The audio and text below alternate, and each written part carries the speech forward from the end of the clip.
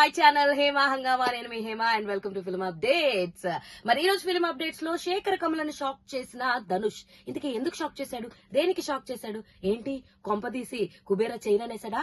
ఇలా నాకు కూడా ఆ టైటిల్ చూడంగానే అనిపించింది. కానీ వివరం ఏంటి అంటే, యాక్చువల్లీ కుబేర కథ చెప్పడానికి శేఖర్ కమల వెళ్ళినప్పుడు చాలా డౌట్ పడ్డారంట. అంటే కథ అంతా బాగుంది, బట్ బెచ్చగాడిగా మీరు కనిపించాలి అని చెప్తే ఆయన ఎలా రియాక్ట్ అవుతాడు ఏంటి, అసలు నేను అన్న ఆయన్ని శేఖర్ కమల అన్నవాడు అసలు ధనుష్ కి తెలుసా ఏంటి అనుకుంటూ ఫోన్ చేశారంట.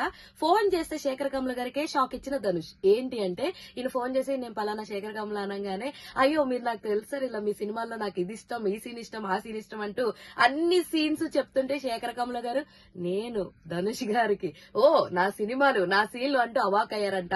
సో ఇది వినగానే నాకు కూడా కాస్త ఇంట్రెస్టింగ్ అనిపించింది అనమాట. అంతేకాదు రష్మిక కూడా ఈ సినిమాలో పక్కింటి అమ్మాయి క్యారెక్టర్ లో కనిపించడం, రష్మిక అండ్ ధనుష్ గారి కాంబోలో సీన్స్ చాలా చాలా బాగుంటాయని చెప్పి ఒక ఇంటర్వ్యూలో శేఖర్ కమల గారు చెప్పడం. యాక్చువల్లీ రష్మికకి స్టోరీ చెప్పినప్పుడు యానిమల్ షూటింగ్ జరుగుతుంది, at the same time parallel గా పుష్ప 2 షూటింగ్ కూడా జరుగుతుందంట. So Mumbai to Hyderabad, Hyderabad to Mumbai చేస్తూ మధ్య మధ్యలో ఈ కుబేరా షూట్ కూడా తను అటెండ్ అయ్యి ఏ మాత్రం విసుక్కోకుండా, ఏ మాత్రం ఇదవ్వకుండా చాలా అద్భుతంగా అందరితోటి వర్క్ చేస్తూ చాలా అద్భుతంగా నటించిందంటూ శేఖర్ కమల గారు తన మీద అండ్ ధనుష్ మీద అయితే కమెంట్స్ అలా అలా అలా కురిపించేస్తున్నారనమాట, పూల వర్షం లాగా. సో మీకేమనిపిస్తుంది, కుబేరా ఎలా ఉంటుంది అనుకుంటున్నారు? Let me know in the comment section. ఎలాంటి ఇంట్రెస్టింగ్ అండ్ మోర్ వీడియోస్ కోసం ప్లీజ్ డూ ఫాలో హేమా హంగామా.